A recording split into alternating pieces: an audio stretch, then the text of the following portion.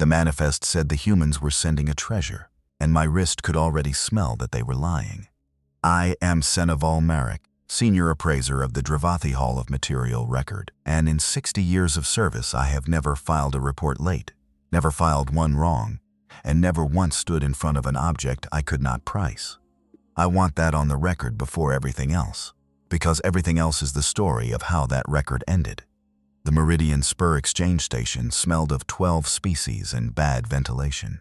I had 6 days. The Concord Exhibit catalog locked at the end of the cycle, and every artifact in it required a certified valuation, material class, rarity index, historical data density, preservation state, 4 variables. 900 years of my hall's history, and no object in known space had ever needed a 5th. The humans had submitted 1 item. The manifest entry read, family sword, carbon steel, provenance 9 generations, value beyond price. Beyond price, I remember the small contempt I felt reading it.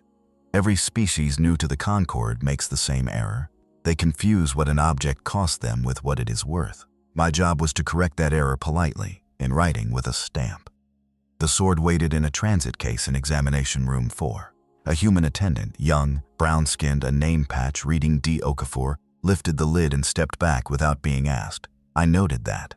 Most species hover. I turned my wrist downward and opened the VIN. I should understand what that means, because nothing in this account makes sense without it. Drevathi do not guess the age of things. Along the inner wrist we carry a sensing membrane that reads chemical decay the way your eyes read color. Oxide bloom, oil breakdown, the protein ghosts of every hand that ever touched a surface. Hold my wrist above an object and I can tell you, to within a decade when it was made, and to within a season when it was last abandoned. Age is not a mystery to us, it is a fact, like mass. The VEN read the blade and reported exactly what I expected. Carbon steel, mid-grade, terrestrial forged signature. 340 years old, give or take a winter. Rarity index, effectively 0. Humans had produced millions of these. Structurally, it was no more remarkable than a door hinge. I began composing the report in my head. Specimen H114, material class, common. Recommend exclusion from exhibit, Tier 1 items only. A small diplomatic bruise. The humans would protest, the Concord office would smooth it over, the catalog would lock on time. I had written 100 reports like it. Then the VEN caught the top layer, and I stopped composing. Oil, plant-based, hand-applied, worked into the steel in long strokes along the fuller. Decay signature, 11 days. 11 days, I read it again, because a 340-year-old object should wear its top layer like dust on a tomb, years deep, undisturbed. This blade had been cleaned, oiled, and tended 11 days ago, not by a conservator. Conservators wear barrier gloves. The protein residue under the oil was bare human skin, pressed deliberately, the grip of someone who knew exactly where their fingers belonged on that steel. In my profession, there is a phrase for objects that are still accumulating touch, in use. We apply it to tools, to vehicles, to working machinery. We do not apply it to artifacts. An artifact, by definition, has stopped. That is what makes it measurable. That is what makes it mine. Attendant, I said, there is an error in the manifest. This object is listed as an heirloom artifact, but it is being actively maintained. Which is it? The young human looked at me with an expression I would later learn to read, and at the time simply recorded as facial asymmetry, possible amusement. Both, he said. It's grandma's sword. She oils it on the 1st of the month. Been doing it since before I was born. Both. As if the word were not a contradiction. As if a thing could be a relic and a working object in the same breath. The way a body cannot be both alive and... I closed the VEN and made my first professional misjudgment in 60 years, though I would not know it for 5 more days. I decided the humans were simply careless with categories, the way young species often are, and that one interview with the owner would let me file this object where it belonged.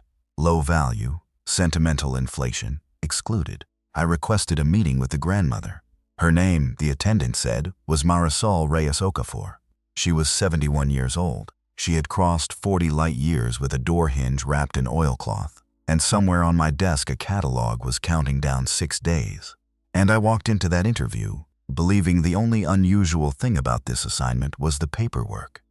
The sword had been touched by bare hands for 340 years without a single gap longer than a season. I had read that in the layers and dismissed it as poor conservation practice. I should have asked the only question that mattered. Why had no one ever let go? Before I tell you about the interview, you need to know what my people do with the dead. Otherwise you will think I was being cruel, when in fact I was being clean. We call it the unbinding. When a Drevathi dies, their belongings have 30 days to leave the world after them. Clothing is rendered. Tools are melted and recast. Personal effects go to the Reclamation Guild, and what cannot be reclaimed is burned. By the 31st day, the only thing that remains of a person is the record of them. Dates, deeds, data properly filed. We keep the information forever. We keep the things not at all. This is not coldness, it is hygiene. The Ven makes it necessary. Imagine living in a house where every surface still carried the chemical signature of your dead, where you could not set down a cup without your wrist whispering, she held this, she held this, she held this. Objects of the dead are not memories to us. They are open wounds that smell. The unbinding closes them. When my mother died 60 years ago, I cleared her quarters in 19 days, 11 days ahead of standard. My supervisors noted it with approval in my service file. Candidate Volmeric demonstrates exceptional regulatory discipline. I melted her stylus case, rendered her robes, recycled the chair her body had shaped over 40 years. I ept her data. I grieved correctly, which is to say briefly, and with documentation. I am telling you this because of what Marisol Reyes Okafor did in the first 4 minutes of our interview. She came in carrying the sword, not in its case in her arms the way other species carry infants or firewood. She was small, gray-haired, with hands like old rope, and she set the blade across her knees as she sat, as though it were simply where the object lived when she was seated. Then she unwrapped a square of cloth, uncapped a small bottle of oil, and began, in the middle of a certified provenance interview, to clean it. "You don't mind," she said. It was not a question. I minded. The top layer of an object under appraisal is evidence, and she was overwriting it in front of my open ven. Fresh oil, fresh protein. Her bare palm, moving down the fuller in strokes so practiced they had a frequency. I watched 60 years of professional instinct file an objection, and then I watched something stranger override it. Let her. Watch what the data does. The interview itself, by every standard I carry, was a failure. She did not know the Forge Marks registry number. She did not know the steel's carbon fraction. The family had no certificates of authenticity. There was a house fire in 1989, the papers went, no insurance valuations, no documented chain of custody that would survive 10 minutes of hall review. Question after question from my standard provenance form came back empty. An object with no data. In my matrix, an object with no data and no rarity is a 0 twice over, but I asked as procedure requires about the fire, and Marisol Reyes Okafor, who could not tell me the carbon fraction of her own sword, told me this. The edge caught the worst of it, warped along the last third. My Aunt Amara reground it that winter, by hand, because the machine shops would have taken metal she wasn't willing to give. Took her 9 weeks. She did it on the back porch, mornings, before her shift. You can still feel where her bevel runs a ½ degree off my great-grandfather's. She was left-handed. I opened the ven over the last third of the blade. There it was, a regrind layer, heat-stressed steel beneath. Oxide signature consistent with, I checked the decay curve twice, 37 years, her 1989. The bevel angle shifted fractionally, exactly where she said it would, and pressed into the regrind deep and old, a left-handed pattern of bearskin protein, repeated thousands of times over 9 weeks of mornings. She had no documents. She had something my forms did not have a field for. She could read the object, not with an organ, with a memory. Every defect I could detect chemically, she could narrate. The ½ degree bevel, the notch near the guard. My grandfather, 2103, he dropped it on a dock cleat and lied about it for 10 years. The worn place on the grip, that's everybody. That's just where the thumb goes. That's just where the thumb goes. 3 centuries of thumbs, and she said it the way you'd give directions to a kitchen. I sat across from a woman systematically destroying my evidence with an oiled cloth, narrating defects like a parts inventory, written by someone who loved the parts, and I understood that one of us did not understand what this object was. I assumed with 60 years of certainty that it was her.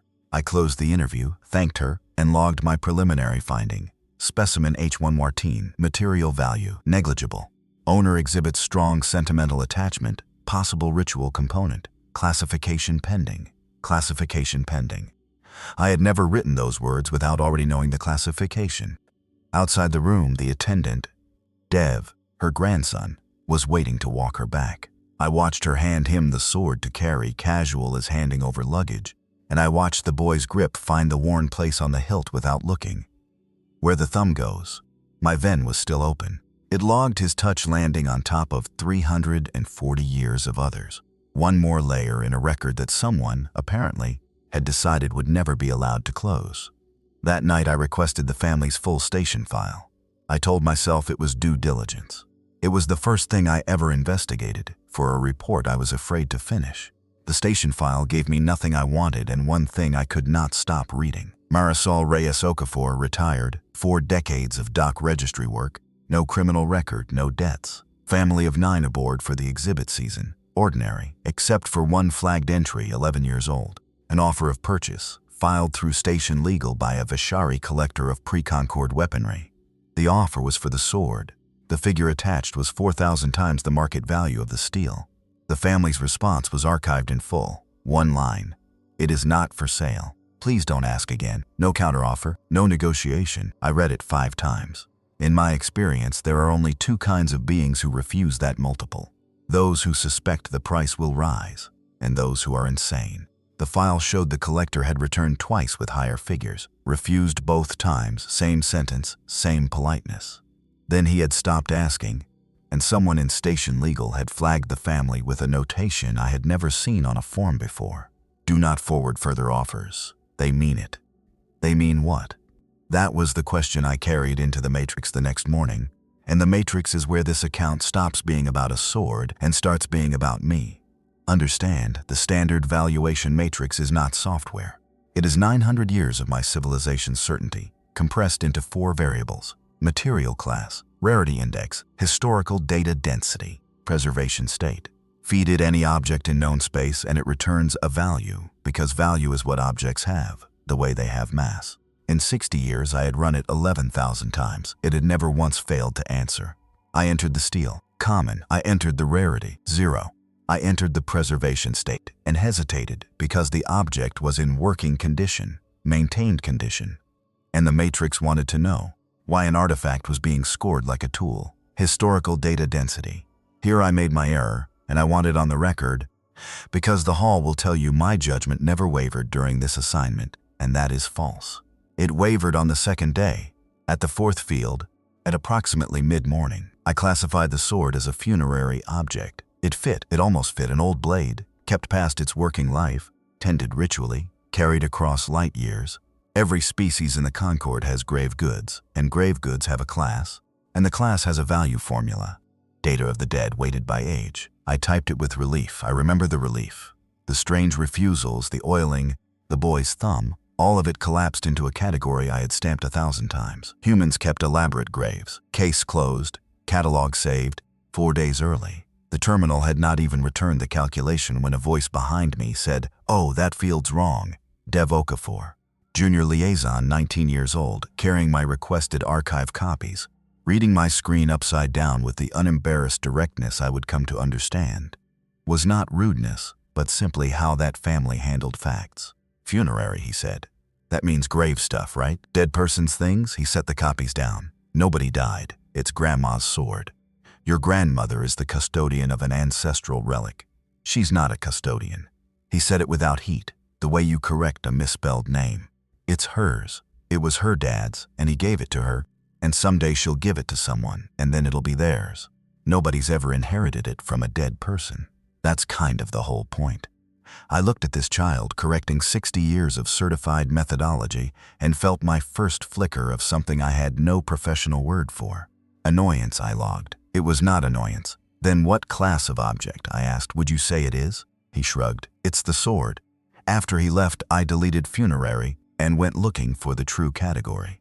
I want you to understand what happened next the way I experienced it, because the hall's auditors later compressed it into one line, and the one line is a lie. Ceremonial regalia, rejected. Regalia transfers with office, and there was no office. Working tool, rejected. The object had not been used as a weapon in 3 centuries. Religious icon, rejected. No shrine, no rite registry. The family laughed when asked about worship. Investment asset, rejected with prejudice. See the Vishari file. One by one, every class in 900 years of accumulated taxonomy declined the object, politely, the way the family declined the collector. The matrix returned a code I had only ever seen in training simulations. No valid class. Resubmit with corrected data. Corrected data. The machine assumed I had made an entry error because the alternative, that an object existed outside the taxonomy, was not something it had been built to say. I sat with that code for a long time.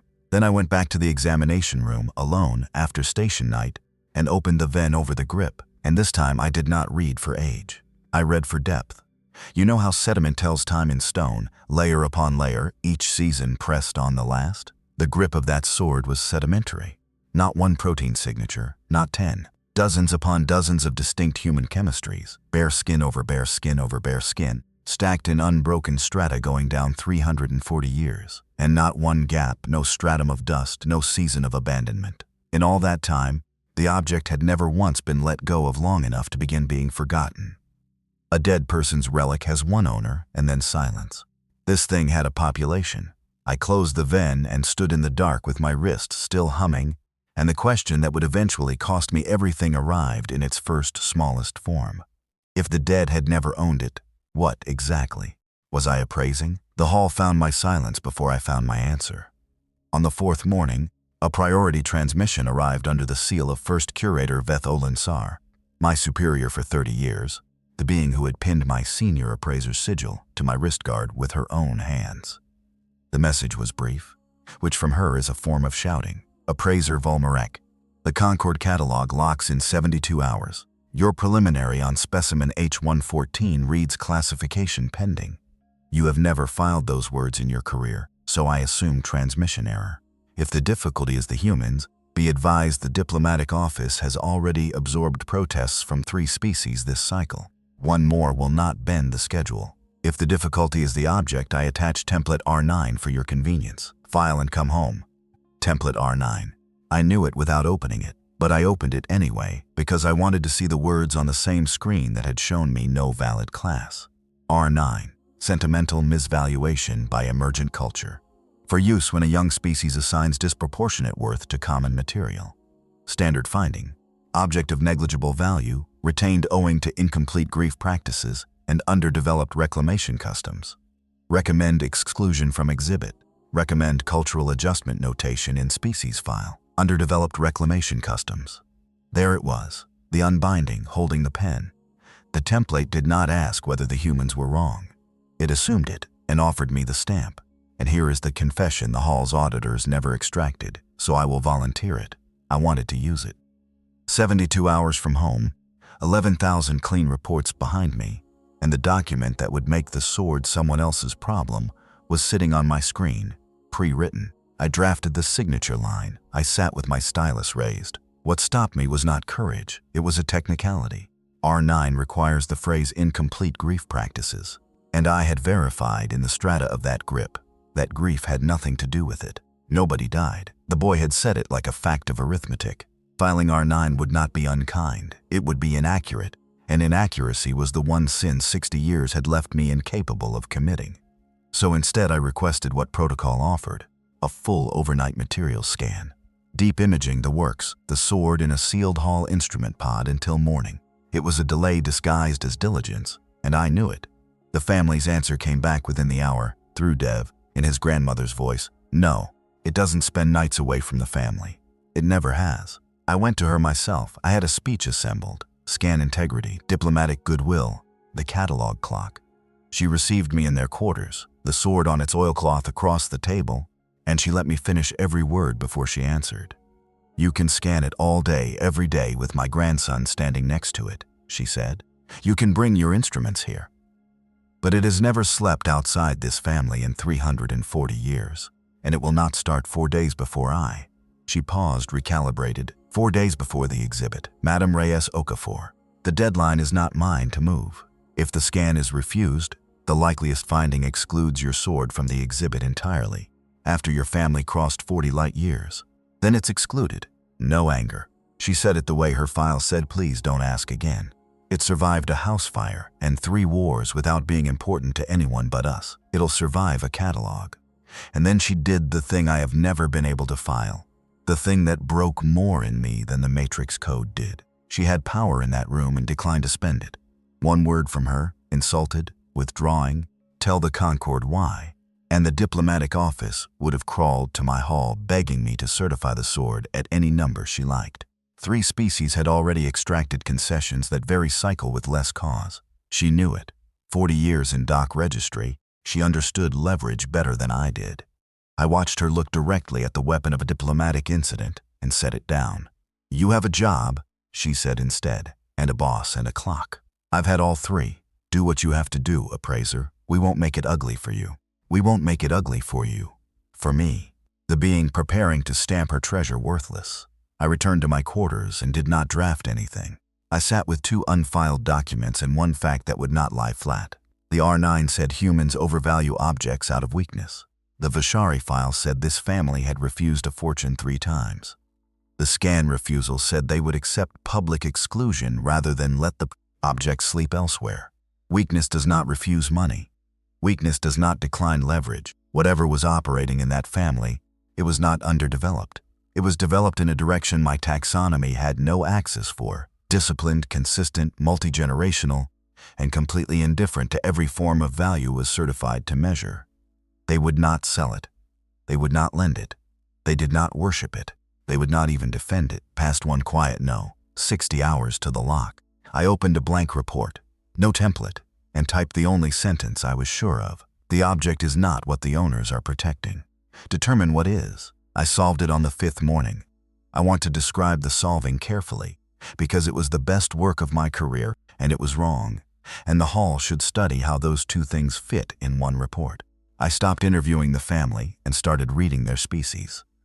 The station archive held the Concord's full ethnographic file on humans, and somewhere past midnight I found the seam I was looking for. Humans, alone among the 12 Concord species, extend their funerals. The evidence was everywhere once I knew its shape. Reliquaries, bones of the honored dead, kept in gold boxes, carried in processions, touched by pilgrims for centuries. Ossuaries arranged like libraries, portraits of the dead hung at eye level in the home, fed with flowers. Whole human calendars contain days on which the dead are set a place at the table. 1 archive text described a custom of wearing a dead spouse's garment to keep them near, as if proximity to an object were proximity to a person. Sleep abandoned, I built the hypothesis the way you build anything that has to bear weight, testing each joint.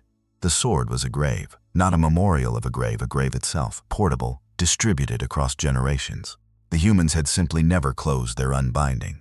Where we render and recast within 30 days, they had stretched the rendering across 340 years and called the stretching family. Every objection I had logged collapsed neatly into the structure. The refusal to sell. 1 does not sell a grave. The refusal to lend it overnight. 1 does not let strangers keep one's dead. The oiling on the 1st of each month. Tomb maintenance. Scheduled like any rite. Even the boy's correction dissolved. Nobody died was not a fact, it was a taboo. Of course the family insisted nobody died. The whole apparatus existed so the dead would not be spoken of as dead. Denial, institutionalized, polished monthly with plant oil. And the Matrix could take it. There is a class old and rarely used, ceremonial remains, active rite, valuation by cultural weight rather than material. The sword would enter the catalog not as steel, but as a functioning religious site. Exhibit-worthy, diplomatically gentle, technically honest. I drafted 4/5 of the report in 1 sitting and felt the specific relief of a joint going back into its socket. The taxonomy held. 900 years of it, flexing to admit 1 strange object, exactly as a good system should. I will not pretend the relief was only professional. The R9 had asked me to call them primitive. My report called them devout. I could file it, watch the catalog lock on schedule, and go home having protected both the schedule and the family. The elegant exit, where nobody is wrong and the appraiser is slightly heroic. I had even composed the closing note, hypothesis. The young are taught to tend the grave. Recommend the rite be documented before the custom fades. Before the custom fades. I actually wrote that. 1 verification remained. Protocol requires a final Venn reading before any cultural weight filing. to confirm the object's ritual use is ongoing, routine. I went down to examination room 4 on the 5th evening, opened my wrist over the grip, and the whole architecture met the one data point it could not absorb. Fresh residue, top layer, bare skin, an adolescent protein signature, Dev, pressed into the grip not once but repeatedly overlapping. The pattern of a hand adjusting, gripping, releasing, gripping again, decay signature, under one day. And threaded through it, faint and patient, an old rope signature I now knew on sight. Marisol's hands positioned over his, guiding them. I stood very still and made the Ven read it 3 times. This was not tending. Tending is maintenance, cloth and oil reverent and brief. This was instruction. Yesterday, while my report assembled its elegant grave, the old woman had been teaching the boy how to hold the sword, where the thumb goes, how the weight sits. The strata did not lie about sequence. His grip, corrected, repeated, learning, pressed down on top of 340 years like a signature being practiced on the last line of a long document. You do not teach a child to hold a grave. I had one piece of architecture left standing, perhaps initiation, perhaps the young undertake the tomb keeping early, and I was reinforcing it in real time when the room's intercom sounded. Dev, somewhere cheerful. Appraiser Volmeric, Grandma asks if you'd come by tomorrow evening. We're having it's a family thing. She says you should see it. She says. A pause, a smile audible in it. She says, bring your wrist, bring your wrist. She knew. She had watched me read her sword for 5 days. Watched me circle it with my taxonomy like a surveyor circling a mountain. And now she was inviting the instrument itself. Inviting the hall itself. Wrist first, to witness whatever a family thing was. Every protocol I had said decline. An appraiser does not attend the rights of an object under active valuation. Every hour left on the catalog clock said decline. I'd said yes before the intercom finished crackling. I told myself it was verification. The report was 4/5 drafted. The right would be the final 5th, observed firsthand, unimpeachable. I would watch the humans tend their beautiful walking grave, and I would file the most generous report of my career, and I would be home before the seal cooled. I have replayed that night many times, my last night of being right about everything. The report sat on my screen, complete except for one section heading I could not yet fill, waiting for the ceremony to tell me what it was. The heading said, observed right, pending. By the same hour the next evening I would know what to type there. It was not a funeral. There were 9 of them in the family quarters, and no body, and no portrait, and no grave. And it took me most of an hour to understand that this was the point. They had pushed the furniture back. The sword lay on its oilcloth on the table, bare, and the family stood around it in no order I could detect. Children in front of elders. A tall woman holding an infant, Dev near the end with his hands visibly nervous. Marisol stood at the table. She had dressed no differently than any other day I had seen her. There was no incense, no chant, no officiant. If this was a rite, it had no liturgy I could record, and my report's empty heading, observed right, pending, hung in my mind awaiting something that stubbornly refused to begin looking like a ceremony. Then Marisol picked up the sword and said, "You all know why we're doing this early." And the room did something with its silence, and the tall woman's eyes shone wet, and I, reader of decay, professional witness of endings, finally heard what the old woman had almost said in her quarters 2 days before. 4 days before I die. The physicians had given her months, and she had spent some of them crossing 40 light years, and the ceremony was early because the next first of the month oiling might not be hers to give. I record this next part exactly, because the hall will want to compress it, and it must not be compressed. She did not say goodbye to the sword. She walked the circle, and she put the blade into the hands of each person in turn, each one, the infant's palm pressed to the pommel by its mother, and as each held it, they said one sentence, not scripture, names, Amara, who ground the edge back after the fire, mornings before shift. That from a man of perhaps 50, holding the blade at the regrind, his thumb finding the left-handed babel without looking. Tomas, who dropped it on the dock cleat and lied about it for 10 years. Laughter, inside what I was still trying to file as a funeral. From everyone old enough to have known Tomas. Elena, who carried it through the evacuation wrapped in a baby blanket and carried the baby in her other arm. The tall woman said that one and looked down at her own infant and did not explain and did not need to. 9 holders, 9 generations, each remembered by someone present, not read from a record, recalled from a life. The sentences overlapped living memory like shingles. No one there had met the first holders, but everyone had known someone who had known someone. An unbroken chain of acquaintance running back 340 years. And the blade passed hand to hand along it while my ven, open at my side, read the strata gaining a layer in real time. Do you understand what I am telling you? I watched the object being written. Fresh oil from Marisol's morning cloth, and on top of it, one by one, 9 living protein signatures pressing down onto the sediment of centuries. The infant's chemistry, brand new, settling onto layers older than my hall's outer wing. The sword was 340 years old, and it was one evening old simultaneously, and my instrument confirmed both readings, and my taxonomy could hold neither. Because here is what broke, and I felt it break, a structural joint going in my certainty the way the matrix code had only hinted. A grave is closed. That is what makes it a grave. The dead own it. The living visit. Every funerary class in 900 years of taxonomy rests on that single load-bearing wall. The record of the object has ended, and what remains is preservation. My beautiful walking grave hypothesis had merely stretched the wall. This evening demolished it. Nothing here was preserved. Everything here was in use. The dead were not owners being honored. They were previous holders, spoken of in the same grammar as the boy about to become the next one. Tomas, who lied about the cleat, was not venerated. He was teased. And then the wall's last stone. Marisol stood before her grandson, holding the sword she had held for 31 years, and gave it away while her hands could still feel it. It was my father's, she said. He gave it to me on a Tuesday, in the kitchen, because he said he wanted to see me have it. I never understood that until now. She set it in Dev's hands and folded his fingers to the grip, where the thumb goes, and finished. Nobody dead has ever owned this sword. Your job is to keep it that way. Nobody dead has ever owned this sword. There it was, not denial, not taboo, engineering. The transfer happens before death, always deliberately, 9 consecutive times across 3 centuries, precisely so that the object never passes through a dead owner's estate, never becomes remains, never stops. The unbinding cannot apply to it. Probate cannot touch it. My matrix cannot class it.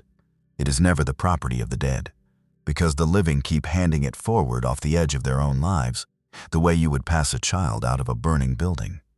She gave away the last thing she wanted to hold, so that it would never have to be let go of. I stood against the wall of a crowded human room with my wrist screaming data and my report dissolving, and Dev held the sword with his corrected grip and wept without embarrassment, and Marisol looked. I have no professional term. I will use theirs, happy. The catalog locked in 41 hours. Every category was dead, and the heading on my screen still waited, observed right, pending. What do you file when the thing you witnessed has no name in 900 years of names, and the woman who built it is running out of Tuesdays? She sent for me the night before the lock, not through Dev, not through the intercom, a handwritten note, paper, pushed under my door. Come read it properly before you write about it. Bring your wrist. The family quarters were quiet, the relatives gone to their berths. The sword lay on the table on its oilcloth, and Marisol sat behind it with 2 cups of something hot, one of which she pushed toward me as if appraisers drank tea, as if this were a thing we had always done.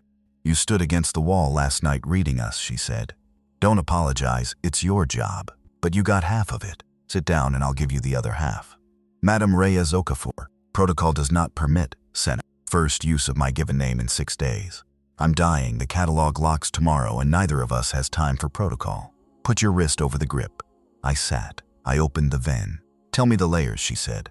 Bottom up, just the data. So I read aloud the way I had read 11,000 objects, base stratum, male adult signature, forge period, heavy use. Above it a second male signatures of Mateos as the smith's son. He carried it through the famine years. Big hands. Your machine will show the grip pattern wider than anyone after him. It did.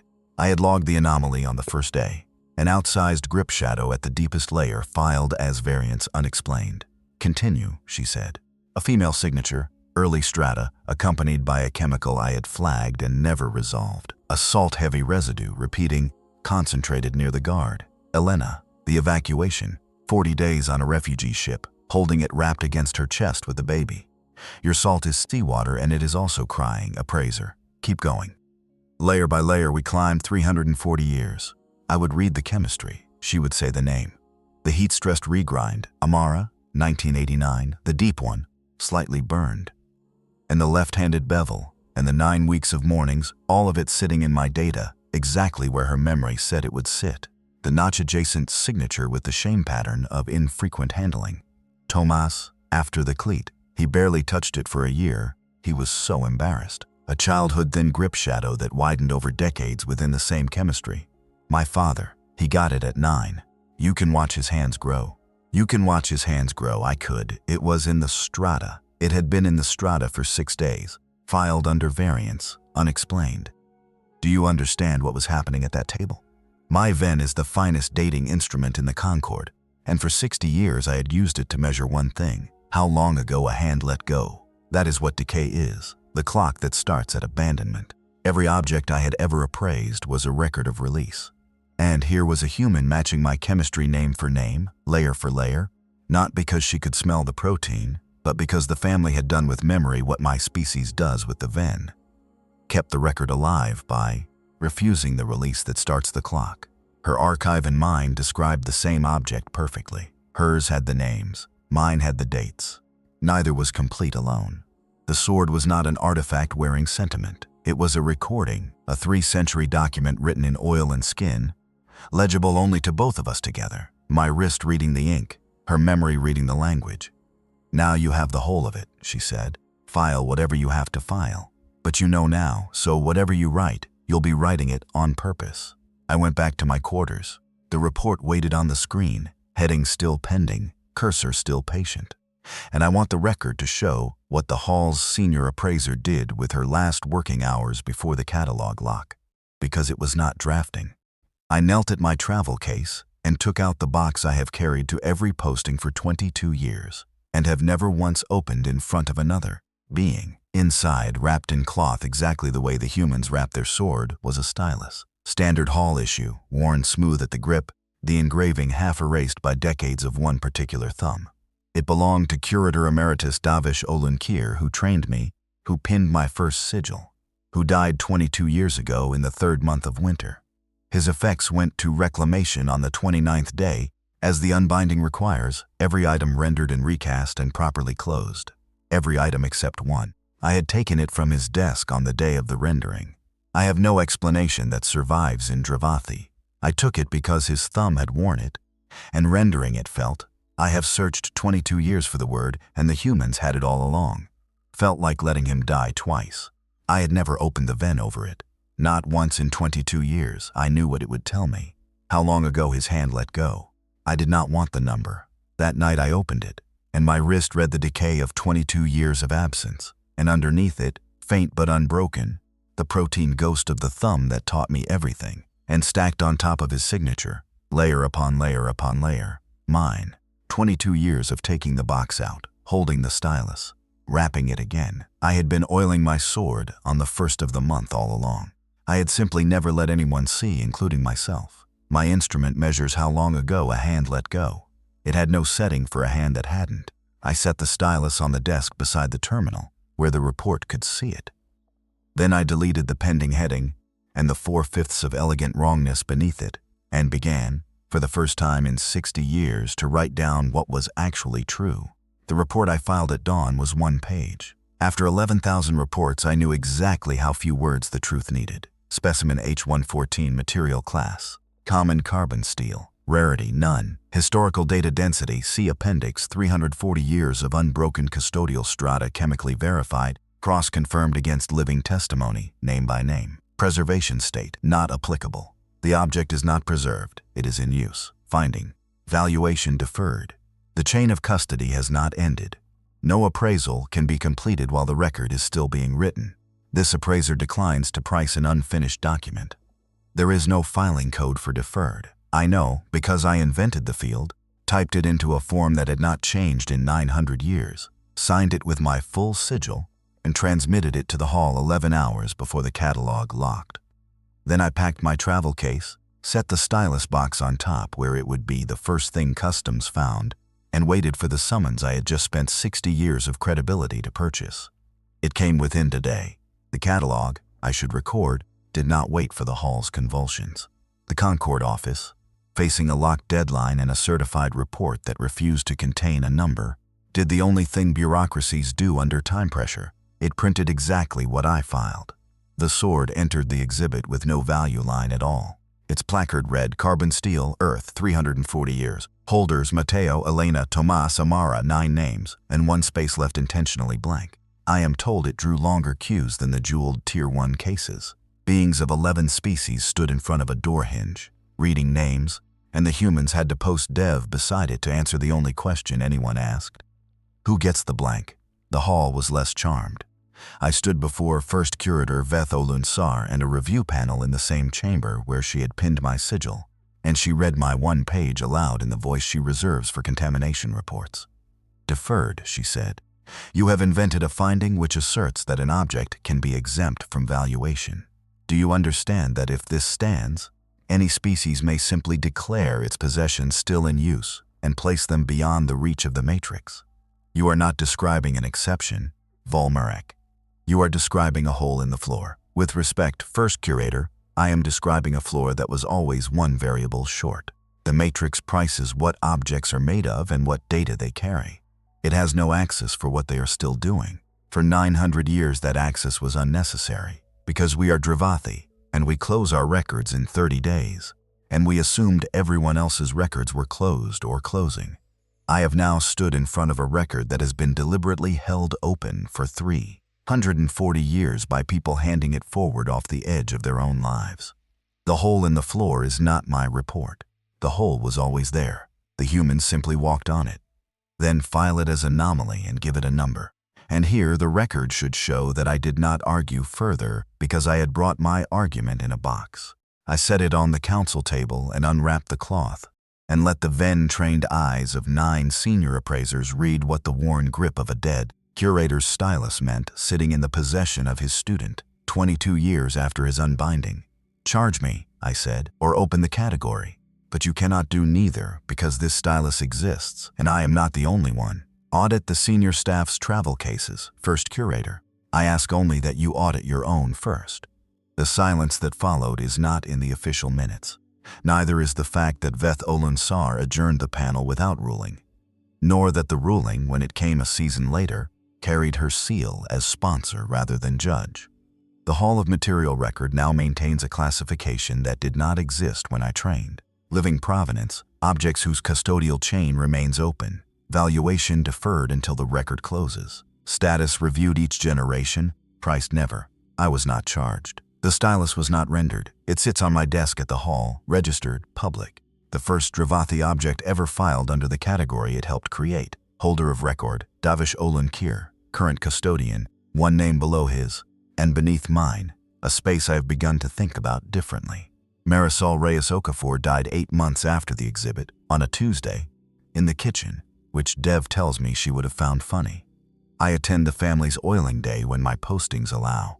The first year I went as a witness. I no longer know a word for what I go as now, and I have stopped looking for one, which Davesh would tell you is the most unprofessional sentence I have ever recorded. This season, the hall received 214 petitions from human families requesting deferred status for objects of their own.